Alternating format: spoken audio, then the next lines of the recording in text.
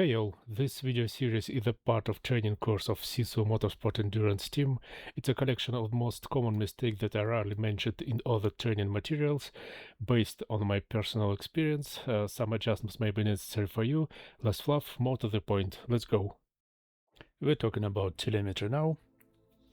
The iRacing saves telemetry in the iRacing telemetry folder, and this is IBT files, iRacing binary telemetry, which we need to convert to something to read it. If you're using Garage 61 or VRS, then you have an agent that would convert it to acceptable file and send it to the web server, and you can see it online. In this video we will be talking about 3 pieces of software. First of all, Bloops. All links will be in the description. This application allows us to see our telemetry and compare it to someone else's telemetry from Garage 61. Of course, there are a ton of other overlays that support input graphs, from SimHub to tons of other options, paid or free.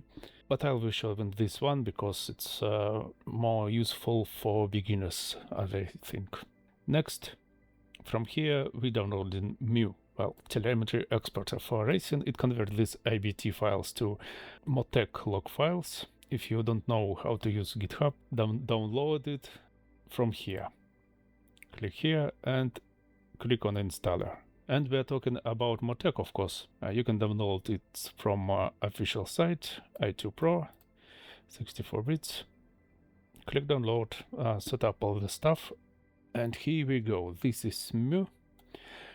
You set the import directory. It's iRacing telemetry directory that's shown here. Export directory where to put these log files. As you can see, in long races especially, they can be quite big.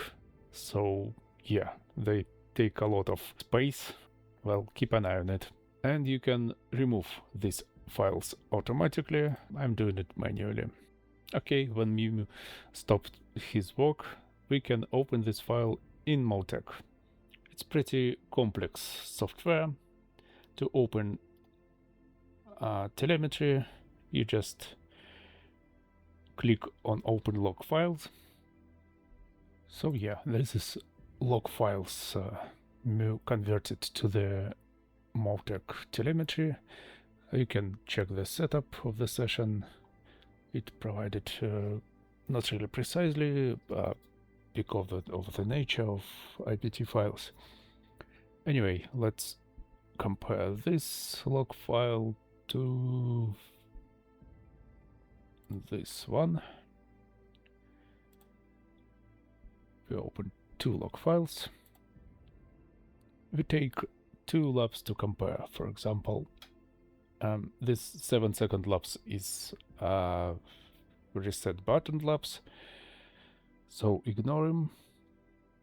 42.9 we'll take here and 44 here. We can compare the lines here and compare a ton of stuff. Also, this is not a final layout, you can adjust it. These chapters, let's call them that, called workbooks. No, they're called, yes, workbooks. So you add new one. Let's add workbook that's called wind, and we get a worksheet. It's this space, this screen space where you can put some sort of plots and graphs. And let's call it wind speed. What we want to compare, for example, the speed depending on the wind speed and direction. Let's do this. Let's add time distance graph. Add first group and add a channel in this group. It will be wind direction, wind velocity in the same group, and in the same group we'll add speed.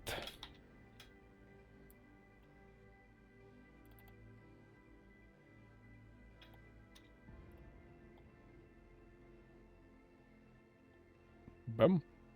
We get a graph which is show the dependence on speed versus the wind velocity and direction. And it's not really useful. First thing we can notice that these graphs are plotted on a timeline. You can see this time, and this blue line shows that we're braking much earlier in time than the second white line, and obviously that's because the lap is slower, so we want to plot it against the track distance. So we press F9, and now bam, plots are synchronized by the distance. That's it. But now we can see that this distribution is not very ideal, because the wind changes are, well, non-existent here. So let's add another group and put the speed in this group. Bam, now speed is here, and wind direction and velocity is in separate window. We can change the minimum and the maximum. For example, as minimum,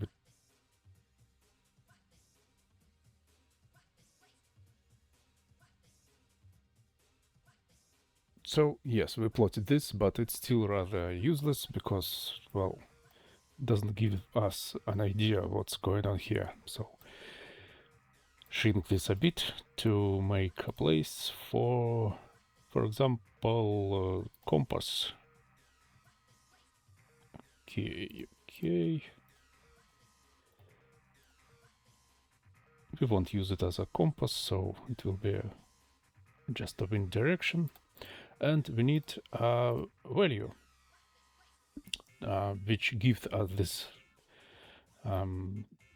parameter, the relative wind against our car. But as we can see, there is no such value. It's all values that gives radian or degree. But we can figure out this value from these two, wind dir or yaw north. So let's show how the math works here. Math is the values that you calculate. It's in the tools, maths, a lot of workspace maths here. We can add a value in sim iRacing. Add expression, name relative wind, let it be angle, yeah, rate auto, and unit, let it be degree with 1 decimal, and we need an expression.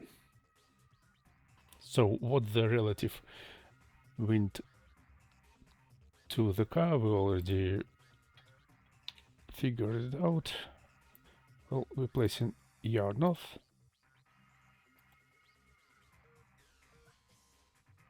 and placing wind direction. Wind direction minus yaw north. This will be the function. So that's, yeah, a bit confusing, but you've just taken. So yeah, I thought it will be easier, but no. Geometry is not my strongest point.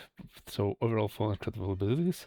You can take values from here, functions like cosinus, sinus, and all that stuff from here, and put it here. So a tangent function, sinus of wind direction minus car direction.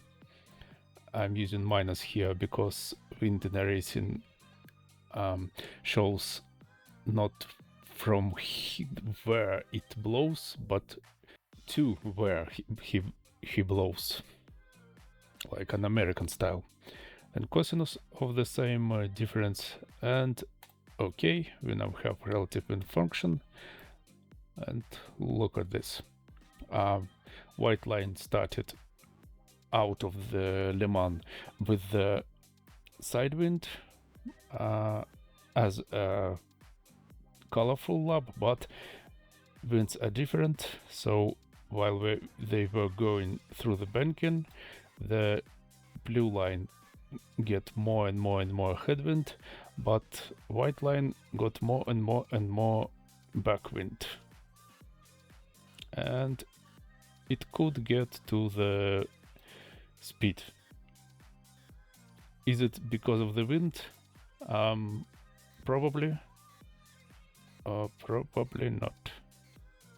Also, as we can see on previous straight, blue line started with the front wind.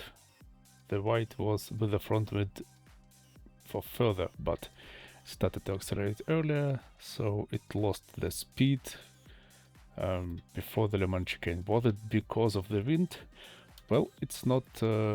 We can't say for sure that this is because of the wind, or because of only the wind, not a setup difference, but probably wind was one of the factors that contributed to this world speed difference.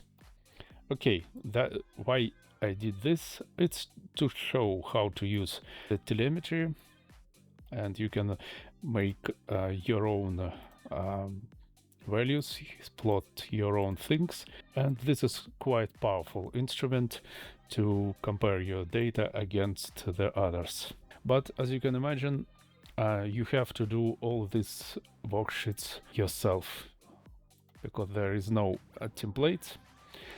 But I have a template. I don't know where I get it from. I can't remember it. It was template made by a good person who shared it. I took it, made my own edition, and I will place it into the link. If you want a default template, driver inputs, track map, interaction, you can see some traction stuff, slip angle, understeer, oversteer evaluation.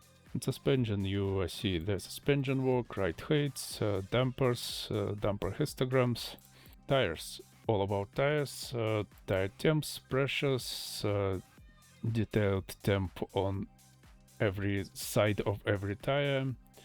Brakes, not really useful in iRacing, but it's here, so you can see some stuff about braking, drivetrain, fluids, engine, gearing, acceleration, wheel speeds to find some wheel slips.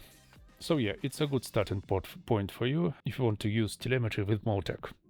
But now let's do something less nerdy and more fun. Bloops. It will compare your telemetry to Garage 61 lap. The only inconvenient thing is that it can't get the real fastest lap that listed on Garage 61. Unfortunately, Garage 61 through their API gives you only the laps of people who are in the same groups as you. So I have this lap to compare. Well, that's pretty good. It can give you bloops, visual audio cues where the braking point is, throttle point is, and visually show your throttle braking trace against this loaded lap. So let's go. Here the overlay. Well, obviously the loaded laps is already a fast lap, so it shows the braking on the first turn. Let's see, drive and see how our traces compare to the pre-recorded laps. Of course, you can get these traces in many other overlays, and yes, they are useful too. The only thing I recommend you to do is to set them the way that you can see at least 5, 6, 7 seconds in past of your inputs, so you can make a corner and only then check out were you trail braking or just coasting or what you did wrong. To not do it during the cornering, but only after it.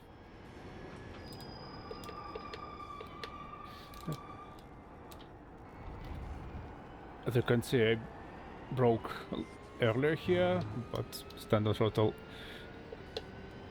and standard throttle earlier too. Does it give us a speed? No. and we are on full fuel, on cold tires, so of course we will be slower.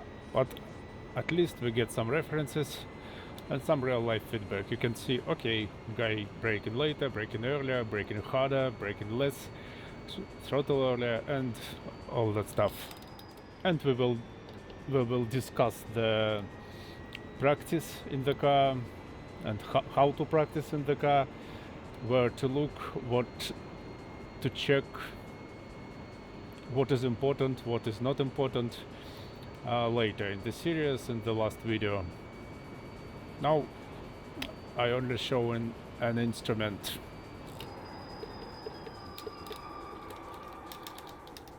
I was late on brakes and missed the corner. We can clearly see from the graph.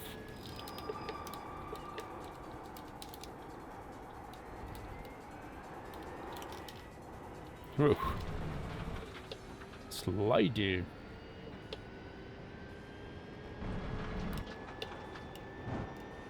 Also, don't be puzzled if your braking is harder than the reference.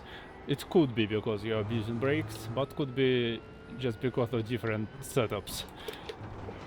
Different setups have different brake cylinders and provide different brake pressure on the same pedal input levels.